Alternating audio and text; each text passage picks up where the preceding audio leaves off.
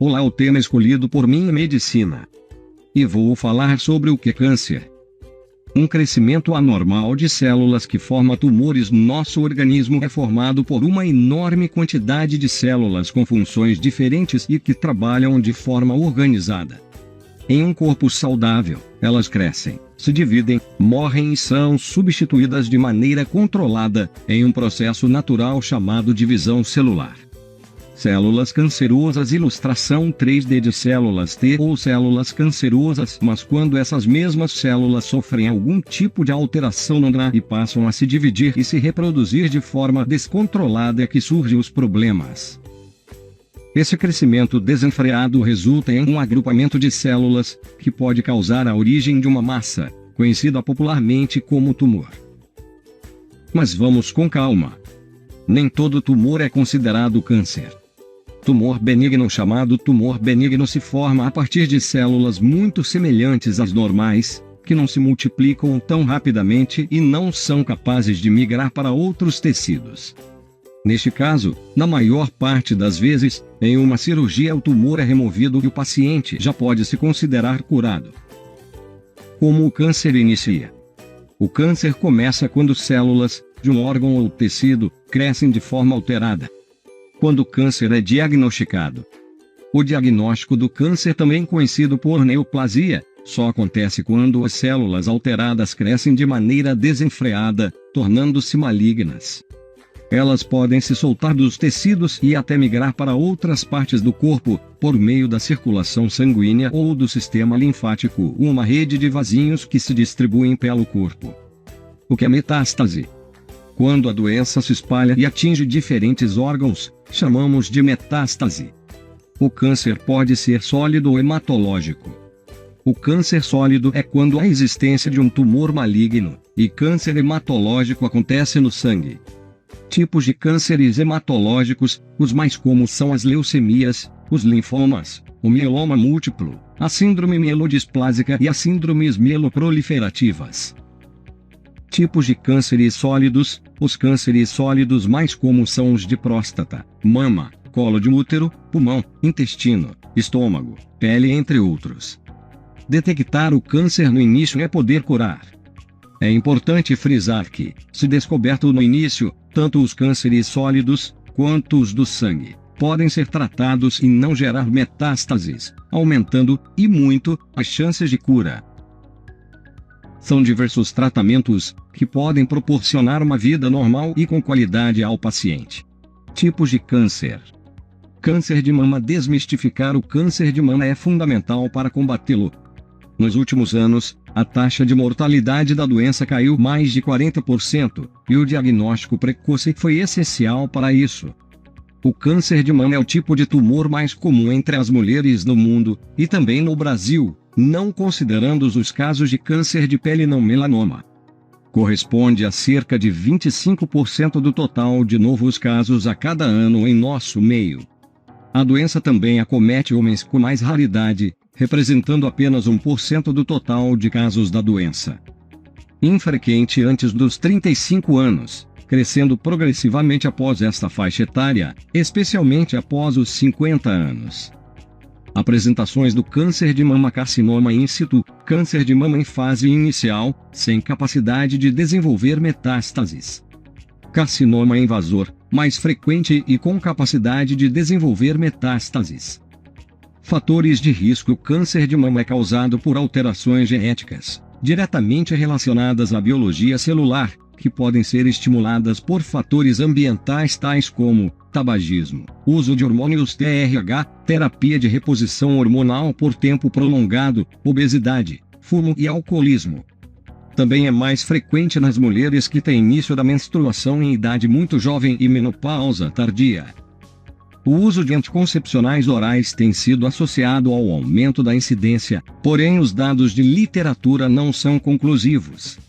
Em 5 a 10% dos casos o tumor decorre de mutações genéticas encontradas em grupos familiares, e é mais frequente em determinados grupos étnicos como, por exemplo, as mulheres brancas, caucasianas.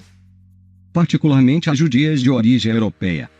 Atenção deve ser dada aos pacientes com antecedentes familiares importantes de câncer de mama, particularmente quando há casos na família de mulheres acometidas antes dos 35 anos de idade. Prevenção: não há como se prevenir o aparecimento do câncer de mama de forma absoluta. Neste sentido, o que se pode fazer é o diagnóstico precoce da doença. Quanto mais cedo for diagnosticado, maiores as chances de sucesso no tratamento. O objetivo dos exames diagnósticos de rotina é encontrá-lo antes mesmo de causar sintomas. O tamanho do tumor e sua agressividade são fatores importantes para definir a conduta médica apropriada. A identificação precoce desses aspectos não somente indica o caminho adequado do tratamento, bem como influencia decisivamente na cura. É importante salientar que o câncer de mama pode sim ser curado. Para tanto, é importante que as pacientes estejam conscientizadas da necessidade de realização dos exames anuais de rotina. Por outro lado, e como já dissemos acima, o meio ambiente pode atuar como adjuvante na manifestação genética que pode dar início ao crescimento de uma célula tumoral. Sendo assim, assumir hábitos de vida saudáveis é fundamental para que o organismo como um todo funcione melhor. Algumas medidas podem ser tomadas.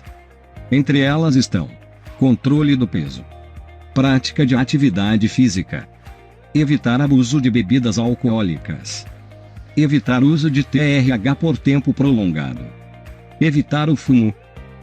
Sintomas: o sintoma mais comum de câncer de mama é o aparecimento de nódulos, que em geral são indolores, frequentemente duros e irregulares, e menos frequentemente macios e arredondados.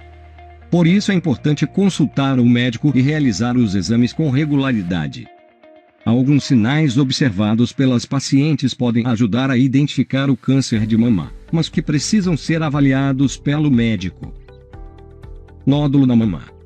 Inchaço em parte da mama semelhante à casca de laranja. Irregularidades ou retrações na pele da mama. Dor ou inversão do mamilo. Vermelhidão e descamação do mamilo, ou na pele da mama. Saída de secreção pelo mamilo, particularmente se for sanguinolenta ou translúcida. Nódulo nas axilas. Diagnóstico. O diagnóstico das lesões de mama é feito com base em alterações na mamografia e ultrassonografia, que são os exames mais utilizados no rastreamento, e que, quando realizados em conjunto, diagnosticam perto de 95% dos casos.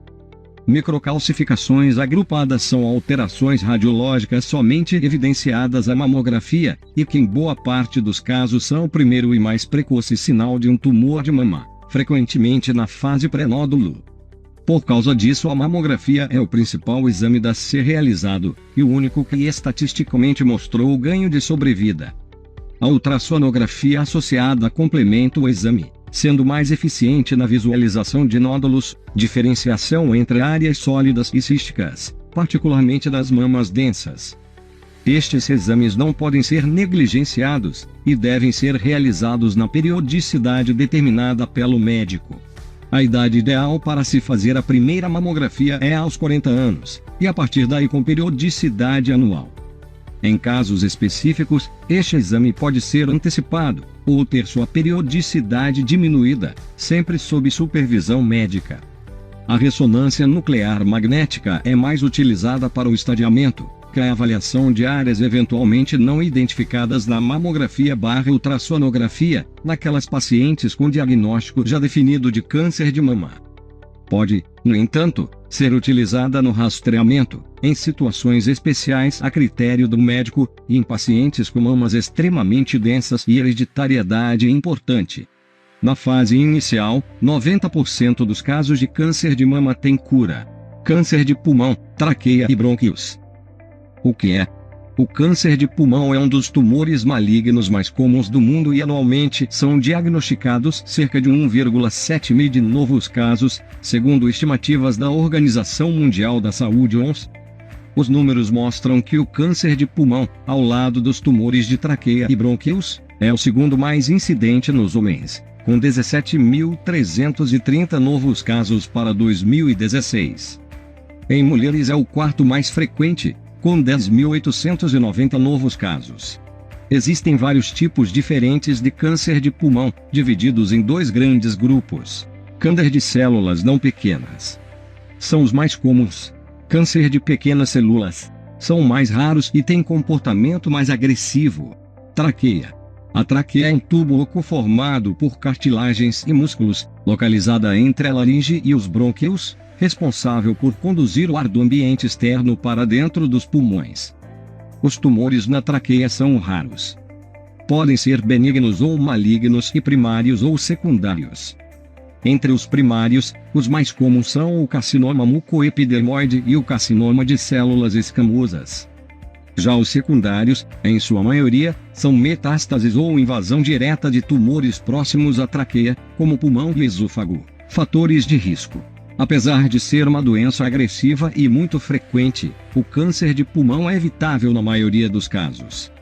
Os tumores malignos do pulmão, traqueia e brônquios estão relacionados ao tabagismo em cerca de 90% das vezes que ocorrem. Evitar fumo. Estima-se que o risco de um fumante desenvolver câncer de pulmão é de cerca de 20 a 60 vezes maior que o risco de um não fumante. Mesmo para o tabagista passivo, o risco é de pelo menos 3 vezes mais que o de uma pessoa não exposta à fumaça do cigarro. Quanto maior o consumo de tabaco, maior será o risco de desenvolver câncer de pulmão. As pessoas que param de fumar reduzem o risco de desenvolver a doença. O câncer de pulmão é diagnosticado depois dos 50 anos de idade em 90% dos casos, sendo a faixa etária de 60 a 70 anos a mais frequentemente comprometida. Até pouco tempo atrás, o câncer de pulmão comprometia quase que exclusivamente os homens. Porém, nas últimas décadas a incidência vem aumentando progressivamente entre as mulheres. Atualmente, o câncer de pulmão compromete as mulheres quase que na mesma proporção dos homens. Este aumento no número de casos dos tumores pulmonares em mulheres se deve ao consumo crescente de tabaco e à maior dificuldade que as mulheres fumantes têm de deixar de fumar.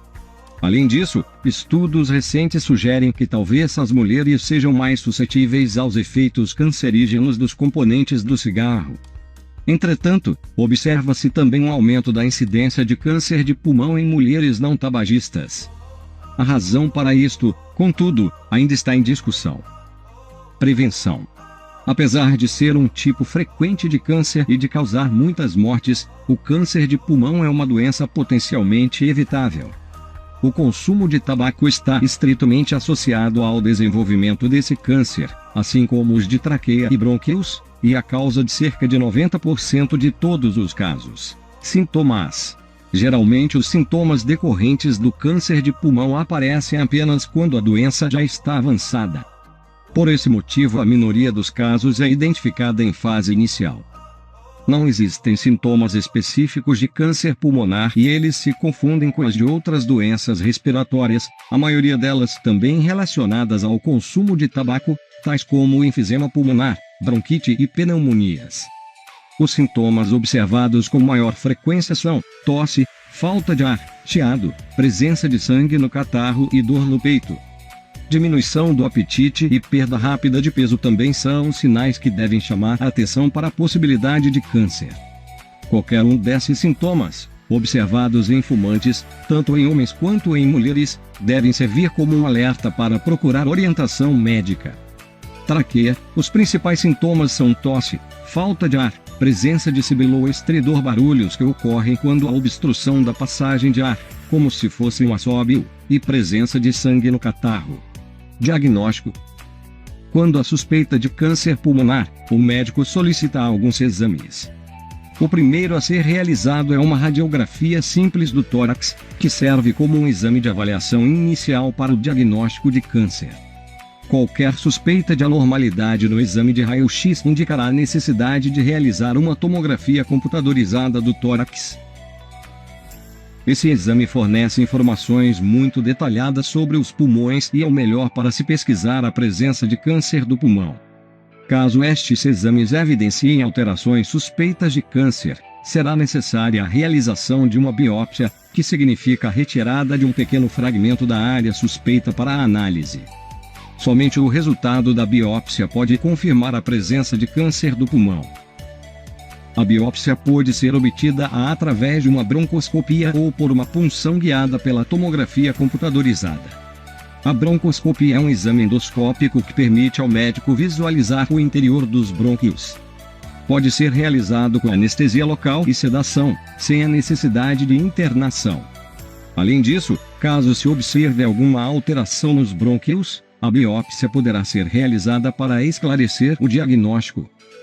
Nem todos os tumores do pulmão podem ser identificados dentro dos brônquios, por esse motivo a broncoscopia não consegue determinar o diagnóstico preciso de câncer de pulmão em muitos casos.